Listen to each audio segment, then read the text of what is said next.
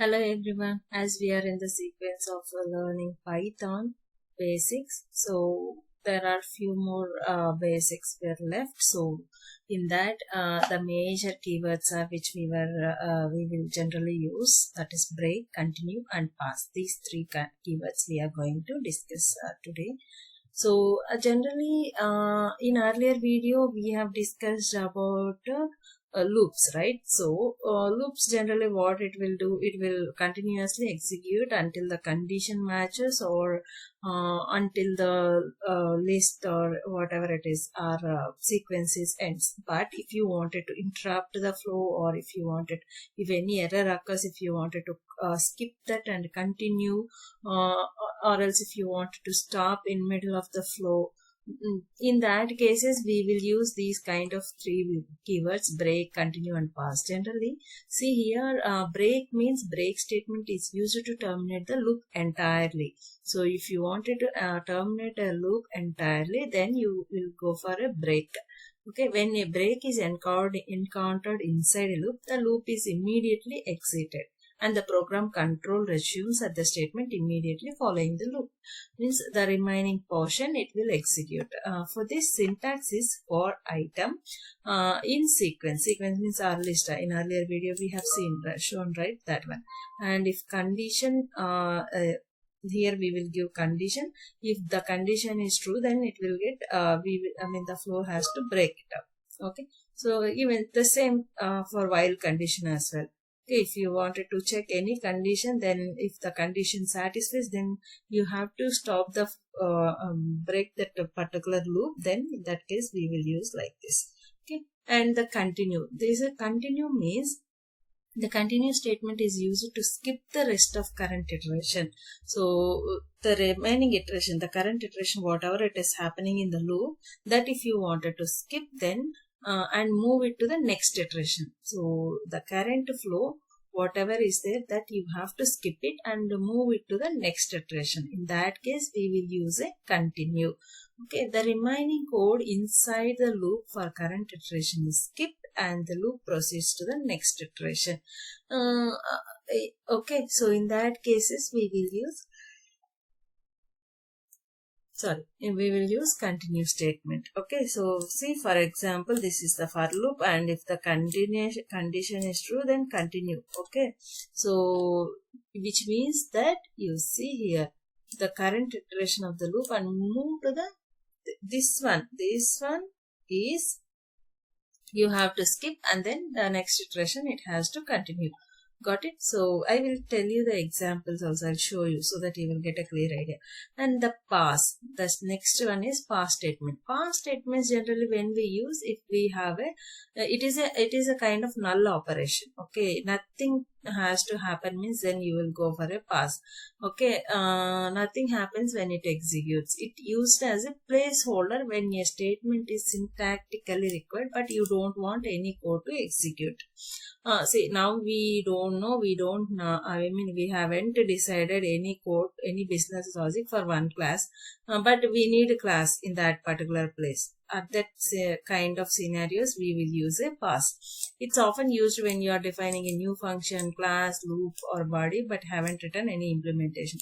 We don't know, like for example, if you are implementing any ERP situation, any ERP system, so we don't know procurement, we don't know manufacturing, we don't know these kind of modules, we don't know, but we wanted to keep the implementation for future purpose, but we know only sales. So sales, for that alone we have to write a business logic. In that case, we'll continue the business logic for sales. Remaining all will define it and then we'll declare it as a pass. Then we will use it in a future purpose. Right now it won't impact any of our current execution. Okay, so in that case we will go for a pass. So for example, if you see the break statement example here, here we have written the finding the first even numbers. Okay, so here we have 1, 3, 5, 4, 6, 8. These are the numbers we have in a list. So at that time, see here we are finding to find the even numbers, we have to use a modulus, right?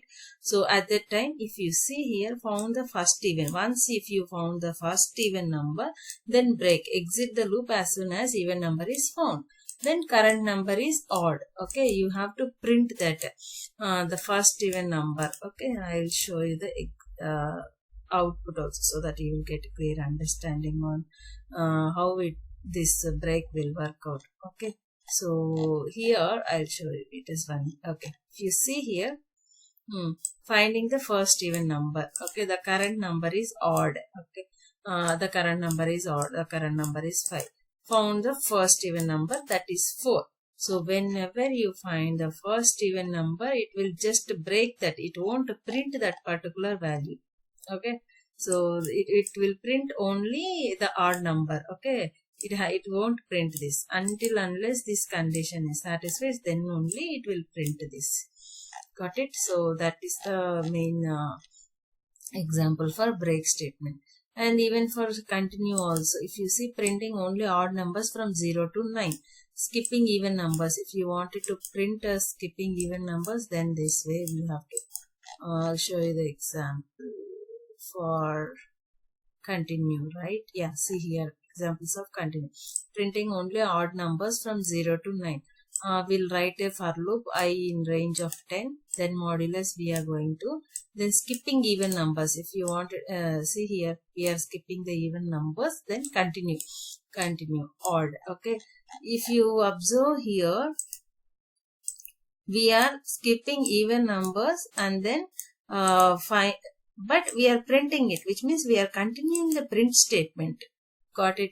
But in a break statements, what we did, we are not printing any even numbers. We just directly at the end of the case, then only we were printing this. But here, in the case of continue, we are printing that particular whatever the even number, we are skipping it, that we are continuing the printing statements, and then we are going for the next logic. Got it? So the next one is placeholder. If you see the placeholder, means pass. For pass, generally, I'll show you example. Yeah. So pass statement examples. Placeholder for a function definition. Now I am writing one future feature function. So we wanted to implement one feature function for a future purpose. So then we just saying to be implemented later. So here the remaining logic will continue. Okay, even for classes we can write, for functions we can write. Okay, it won't harm to our current process. Okay, we can continue simply whatever the process we have right now. Got it? So these are the three main statements which we were use in our business logic generally in any language, like. Okay, but in Python, break, continue, pass. These are the basic syntaxes and examples. If you understood this, then please do like and subscribe to my channel to get more updates on future videos. Thank you.